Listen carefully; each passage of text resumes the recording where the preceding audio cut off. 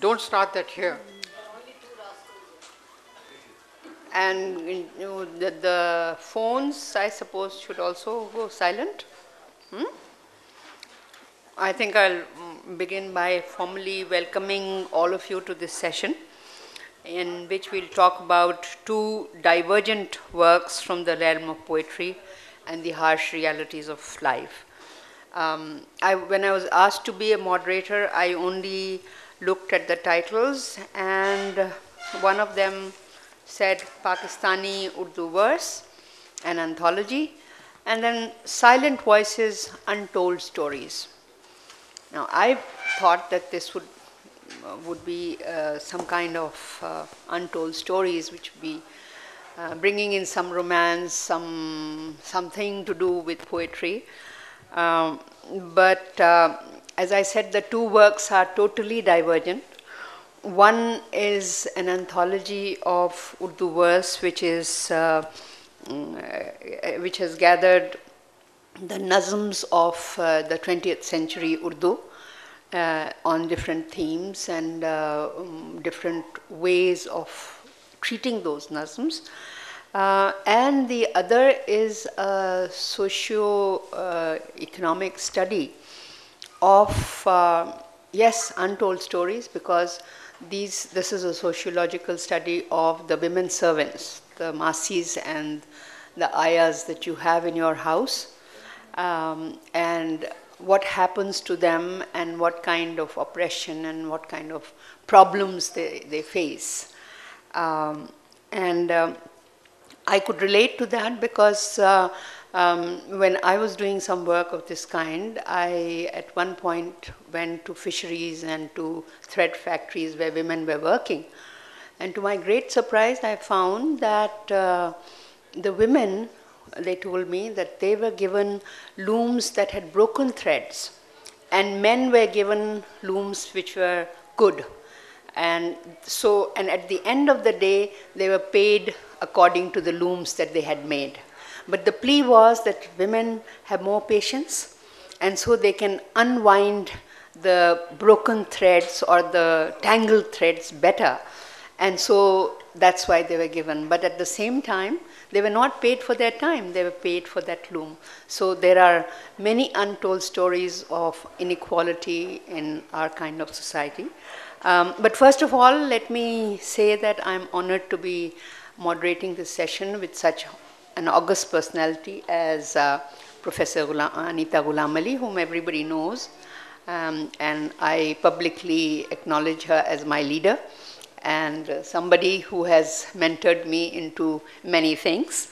So she actually needs no introduction. She's an activist, she's an academician, and at the same time, she has a great love for poetry and all kinds of arts. So welcome, Anita. And we have with us Yasmeen Hameed here, who has over 20 years of experience in education and literature and art, and she's known as a poetess in her own right. She has written 4 books of poetry on which she has been given different kinds of awards, and Yasmeen says not to mention them because she feels embarrassed. But they are Allama Muhammad Iqbal Award for the Best Poetry in 1996, then Ahmad Nadeem Kasmi Award for the Best Book of Poetry in 2001, and in 2006, Yasmeen received the Fatma Jinnah Medical Literature Award by the Government of Punjab, and 2008, she was awarded the Tamgha Imtiaz. So, welcome Yasmeen. And on the other side is Ayesha Shahid. Ayesha Shahid has her education in Lahore, in Peshawar University, and she is at present teaching at the Law College in the University of Hull. And she was awarded she has moved to United Kingdom in 2002, where she was awarded the Warwick Postgraduate Research Fellowship to complete her doctoral degree in the studies that I have just mentioned to you. So welcome all of you aboard. I think I will begin by talking to Ayesha, and I would like to ask you to talk about your own book and what made you get into this uh, intriguing or untold kind of subject that you have taken up. नीचे से on, यहाँ से on. जी अच्छा, तो ये अब आपने बता दिया. एक ही बात है. मोहसिन एहसान हमारे बहुत अच्छे और मोहतबर शायर थे और मुझे बड़ी खुशी हुई है मालूम करके कि ये मोहसिन एहसान की बेटी है.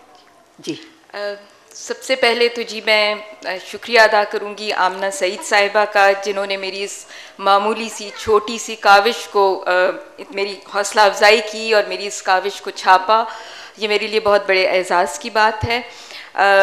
मैं बहुत शुक्रगुज़ार हूँ मोहतरमा अनीता गुलाम अली साहिबा की, जो हमारे लिए हमेशा एक आइडियल की हैसियत रखती हैं और जिनसे हमने बहुत कुछ सीखा, और आज वो मेरी इस किताब की लॉन्च की सदारत फरमा रही हैं. I am really privileged and honoured के मोहतरमा किश्वर नाहिद साहिबा और इफ्तिखार आरिफ साहब, जिनको मैंने हमेशा अपने घर आते और बहुत अच्छे शेर कहते और सुना उनको, और उनसे भी हमने बहुत कुछ सीखा. हमारा बचपन जो है इनकी गोद में गुजरा एक तरह से, और ये भी मेरे लिए बहुत बड़े एज़ाज़ की बात है कि आज ये सब लोग यहाँ मौजूद हैं. और इनको देख के मुझे अपने वालिद की जो कमी है इस वक्त वो महसूस नहीं हो रही. और ये किताब जो है ये भी मैंने अपने पेरेंट्स के नाम की है, जिनकी रहनुमाई में और की वजह से मेरे ख़्याल में आज मैं इस मकाम पर पहुंची हूं और अल्लाह ताला ने मुझे ये एज़ाज़ बख्शा है. Silent Voices, Untold Stories, Women Domestic Workers in Pakistan and Their Struggle for Empowerment. This book is basically an exploratory socio-legal study of women domestic workers in Pakistan, and by using feminist legal scholarship, legal pluralism and Islamic perspectives on women's work, I'm questioning the efficacy of black letter law or formal law as a tool for empowering women domestic workers in Pakistan against any exploitative treatment in the workplace. This study basically explores the nature of domestic service. It looks into the dynamics of employer-employee relation, and it also analyzes the complexities of class, gender, and multiple identities of women domestic workers in Pakistan. And if you kindly allow me, I'll just read a brief passage from my book, so that the audience can get a flavor of my main argument and the ethos of this research. इसको ज़रा नीचे कर लें. This study advances the argument that women's lives are shaped by sharp gender and socio-economic disparities, leading to unequal power relationships vis-a-vis their employers, state, and society. Access to justice through formal legal system is very often contingent upon the socio-economic position of the users, and women in domestic service have to negotiate the barriers of poverty and inequality before being able to employ the law as their ally. As a critique of the impact of legality, this study raises questions regarding the ways in which law can improve the position of women domestic workers. To what extent can formal legal mechanisms provide protection to women domestic workers in Pakistan? What factors are at play that may limit domestic workers' scope for legal action, and considering the law as a discourse and as a site for discursive struggle, what could be a future strategy for bringing about social change in the case of women domestic workers in Pakistan?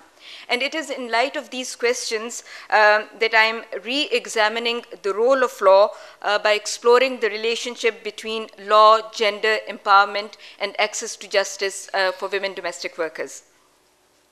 And finally, I argue that law alone on its own cannot be a tool for empowering women domestic workers, and along with legal strategies, it is equally pertinent to look into non-legal strategies, and only then we can make access to justice possible for women domestic workers. So this is what basically this book is about. Hello Anita, आप इसके ऊपर कुछ कहना चाहेंगी? Yes, I am happy that somebody has finally written something about this strata of workers in our society, because the way domestic help is treated in this country is I don't need to go through all the number of stories you hear every day about advocates beating up the domestic help and so on and so forth. And when I mentioned advocates, I mean one of the people in our society who's supposed to defend, Yes, you know, most people. So I was glad that somebody has picked this up, and what's more, I think that that Yasmeen is very lucky that she's Ayesha is very lucky that she's at Warwick, and especially because you're at Warwick, aren't you? I'm at Hull. At Hull, sorry. That she is at Hull because there she has the freedom and probably has people who understand this kind of problem and would appreciate this kind of problem, because here we take it for granted that well, you will have domestic help and you can do what you want with them, because there is for them there's no place that they can go and complain about you, because well, you happen to be the employer, and so everything you know, you have all the rights and they have no rights at all. And believe me, this begins again, this the way you treat your domestic help and what you do for your domestic help is the way that tells the way you were brought up and tells how you have been bred. That is how I look at it. yes. And strangely enough, I'll just tell you about my own experience. In my office, we have a lot of domestic, we have help, but we always, instead of calling them peons or chaprasis or whatever, we call them support staff. And I insist that when they bring you a cup of tea, that you say thank you. And I understand that there is a whole kind of, you know, whispering campaign in the office to say this that I am one of those people who is very weak, you know, in this way, that because I say thank you and please to the support staff, or if the rest of the staff has been insured, then I want the support staff to be fully insured. And they say, why? But why do you want to give them any special privileges? I said, because nowhere else do we take into consideration either their status, how hard they work, the number of hours that they spend with you, the insults that they have to bear. All these things are what you should be doing, so that you give other people an example of how staff should be treated. Thank you. Thank you, Anita. Ayesha, I'd like to ask you, where did you do your field work, and what kind of research things have you mentioned in your book? Well, the field work or the empirical data I collected in 2 cities in Pakistan. I did my field work in Karachi and in Peshawar. In Karachi, I decided to choose 2 sites. One was the Hijrat colony, where most of the migrant workers from interior Pakistan come and settle down, and then they go and work as domestic workers in other households. The second site which I chose in Karachi was Bhit Islands. And but islands وہ area ہے جہاں سے عورتیں جو ہیں وہ کشتیوں میں بیٹھ کر آتی ہیں کراچی کے ماڑی پہ, اور پھر وہاں سے وہ مختلف گھروں میں جا کے کام کرتی ہیں. So these were the 2 main sites جو کہ میں نے کراچی میں چوز کی. دوسری 2 جگہیں جو تھیں وہ میں نے اپنے شہر پشاور میں, ایک تو کرسچن کالونی جہاں سے کرسچن ورکرز آتی ہیں, اور میرا مقصد یہی تھا کہ جتنی زیادہ ریپرزنٹیشن ہو سکے ڈومیسٹک ورکرز کی, کیونکہ ظاہر ہے کہ اس سیکٹر میں بھی اتنی ڈائیورسٹی ہے اور اتنے مختلف بیک گراؤنڈ سے, ethnic, cultural, religious back ground سے خواتین جو ہیں وہ یہ کام کرتی ہیں, اور مختلف کام بھی کرتی ہیں, and obviously the nature of work that they do is also different. تو کرسچن کالونی ایک علاقہ تھا جہاں سے میں نے جہاں پہ جا کے انٹرویوز کیے, اور دوسرا چینا ایک گاؤں ہے جو کہ حیات آباد ٹاؤن شپ کے باہر ہے, اور وہاں سے پٹھان خواتین جو ہیں وہ آتی ہیں اور گھروں میں کام کرتی ہیں. ہر سائٹ پہ میں نے بٹوین 20 to 25 ویمن کو انٹرویو کیا, اور those were semi structured interviews, and I have used grounded theory methodology, اور qualitative analysis ہے